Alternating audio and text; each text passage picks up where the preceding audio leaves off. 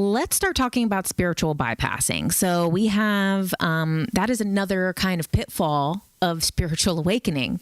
So it's really like, you have your spiritual awakening and you're like, oh my God, this is it. And then now you have a whole new set of things to navigate from the spiritual ego, which is very normal for it to get inflated at times. And this is why you take your self-reflection and you need to, ground back into your 3D world. But then the spiritual bypassing. So spiritual bypassing, and later we'll talk about the spiritual psychosis. So this is like kind of, we're building up to the spectrum. Okay. So, because both of those, spiritual bypassing and the spiritual ego especially, can lead to spiritual psychosis, which is very rare, actually. It's more rare than people accuse other people of. But let's do the spiritual bypassing first. So this is kind of like a concept in the spiritual world that is about using spiritual practices and beliefs to avoid or bypass uncomfortable emotions or reality. Because reality is an uncomfortable emotion, isn't it? So also to avoid psychological issues or personal challenges. It could be a form of escapism. And this is where, once again, is this fine line, is this nuance, because at the same time, we do need to be a little delulu to find the solulu, right?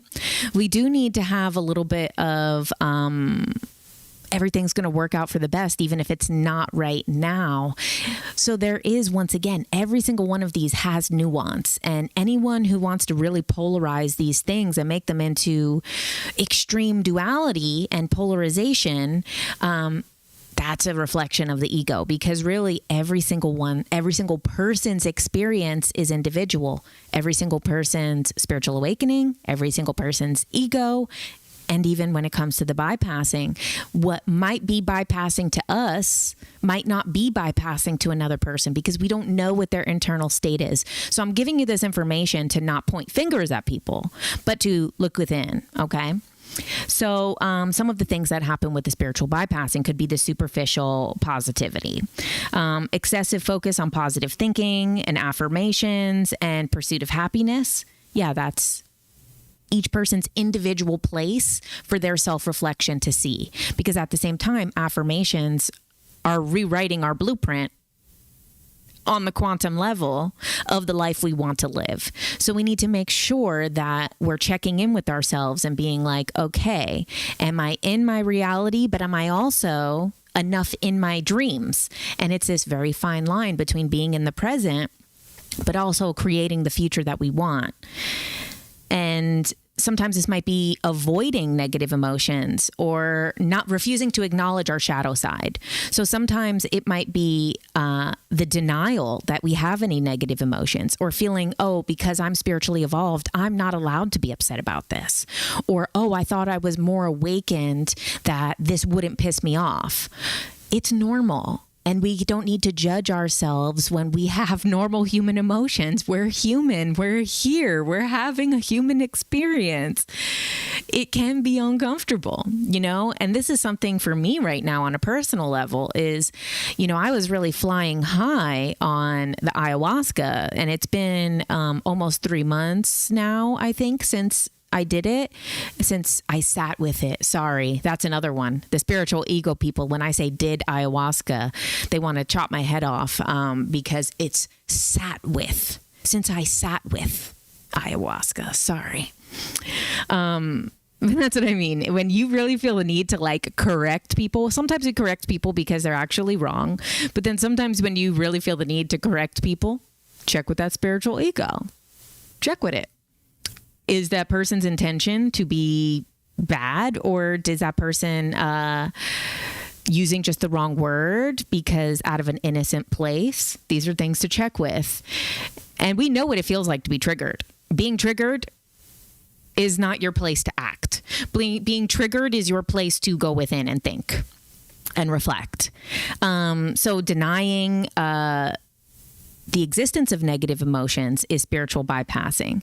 And sometimes we can be like, oh, I'm already healed from that. Oh, I've already gotten over all the trauma that my parents caused me for 18 years. I'm totally healed. Also, oh, I've already solved all of my issues around love and self-worth. So these bad relationships make no sense. This could be spiritual ego. This could be spiritual bypassing. We have to reflect on our reality because our reality is showing us something about ourselves. So it's this very fine balance between creating the world we want to live in, but also being still in this world that we live in. We don't want to suppress feelings of anger, sadness, or believing that we should only experience love and light, because that is actually hindering your spiritual growth. It's actually not a little part of it. It's kind of like if you're in a very low space or a very low depression, that can kind of get you up to the next level. But after you've been on your spiritual journey for a bit, you have to be mindful of like, you're not a complete product. You're not a final thing. None of us are. When we're done, we'll be done in our future lifetimes or whatever. We will connect back with source or whatever. We're all a work in progress. And once we solve things, the messed up part about personal development and the self-reflection and self-discovery is that there's kind of always something else to uncover, which is not fun, but it is because we learned so much. Once again, escapism through spirituality. So a lot of the spiritual bypassing, you see, there's a lot of overlap with the spiritual ego stuff. So escapism through spirituality. This is when people would rather escape from their real life experiences or their real life emotions with things. So like one example would be like someone that I don't really know, someone that I know of. They are, on the witchy side and would do like a cord cutting between them and this person that they were kind of like being unfaithful, maybe not fully physically unfaithful. They weren't fully cheating. They were emotionally cheating, okay, on their partner of many years. And like I said, this is not someone I really know personally. This is someone I know through the grapevine. And they were being dishonest with their partner by emotionally cheating through text, through fantasy, through all of that stuff. Then they're like, oh God, I can't do this. This is going to ruin my life. They do a cord cutting ritual with all their little herbs and the thing and the 2 candles burning and watching the wax burn and all this stuff. And it's like, okay, that's spiritual escapism. What is going on in your real life, in your real emotions that you are seeking out of your relationship for something? What is going inside of you? What is going on between you and your partner? What is going on in your physical household? All of that. Instead of burning these 2 candles and watching the wax burn so that you could cut the cord with this person, that's not going to work, okay? You're going to end up probably cheating over time. So this is what I mean by spiritual escapism, is that sometimes we do a lot of personal work and reflection, and those meditations, those rituals, those practices, those hypnosis things will help us to kind of clear it out of our energetic field. But those are usually not the good first step. A good first step is self-reflection, maybe journaling, some honesty with yourself. So this is where, you don't want to only use spiritual practices to, do things that you're avoiding for looking at in yourself. Okay.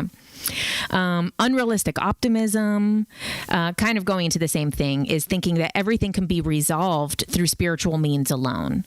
So without using practical or psychological or personal development work, thinking that, okay, spiritual, I could just do this. I could just ask my guides to remove all the bad relationships from my life without actually having to look at the fact why I keep choosing these bad partners. Unhealthy perfectionism, being obsessed with appearing spiritually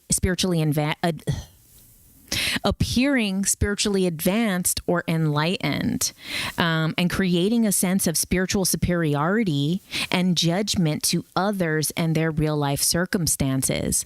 This is super big in the spiritual community. This is like so many people that I'm so annoyed by right now. Like on Instagram, there's so many people that are really annoying with this one. Like, and then I got to reflect on my own ego. Why am I so annoyed by these people? They are annoying, but also maybe there's that aspect of myself of wanting to be fully healed like everybody else that triggers that in me. That makes me say, oh God, this person's freaking annoying. There's a couple of people I still follow that I used to be a fan of their work. And now I'm like, stop. You're really annoying. You need help because your spiritual superiority is ridiculous. People thinking like, and it's fine. I get why a lot of people want to portray themselves as a final product because they're selling courses or coaching or one-on-one sessions or whatever. And you don't want to show maybe your clients a side of your weakness, but at the same time, it comes off fake as fuck.